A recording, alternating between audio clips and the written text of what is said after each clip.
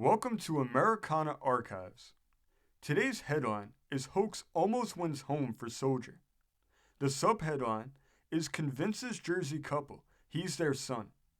This story originally came from Camden, New Jersey.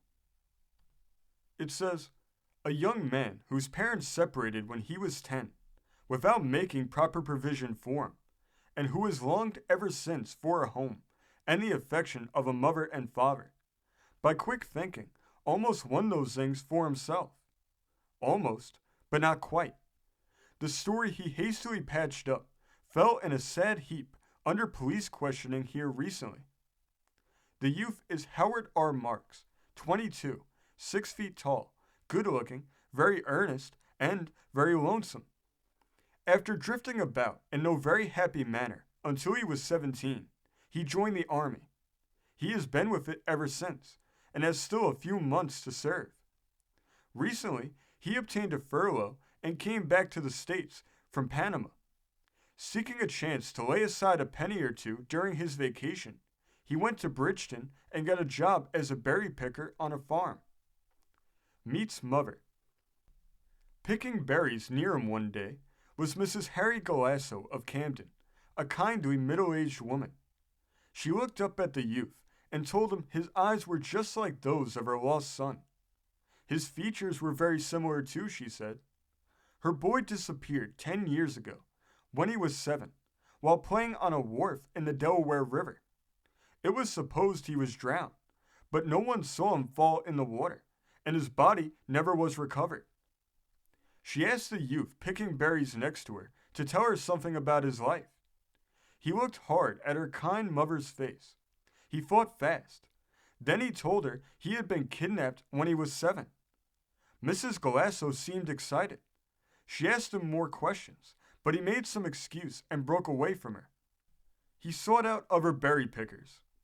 Mrs. Galasso's story was familiar to them all. She had told it many times.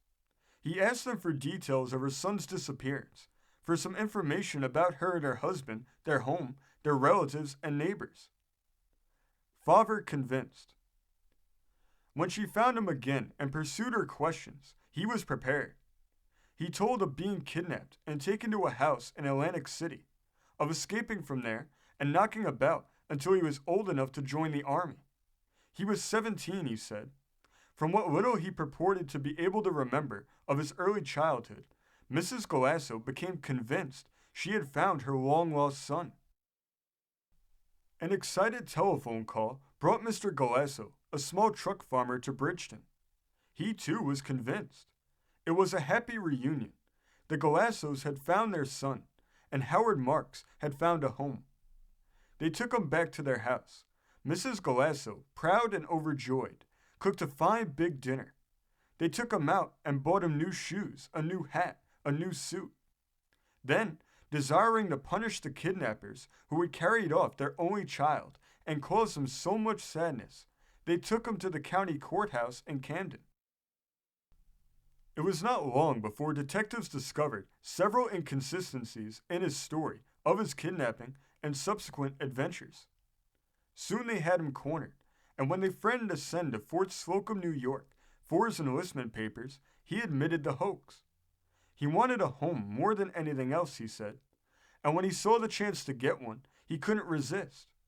He cried a little, and opposite him, Mrs. Galasso was sobbing.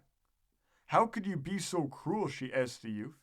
I thought I had found my boy at last. Mark said he was very sorry if he had caused harm.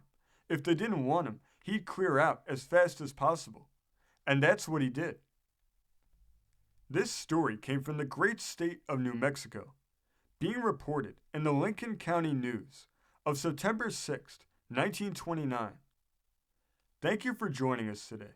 If you want to continue to uncover all of America's lost and forgotten history, then remember before you leave to hit the subscribe button, hit the notification bell, and remember to like and comment below.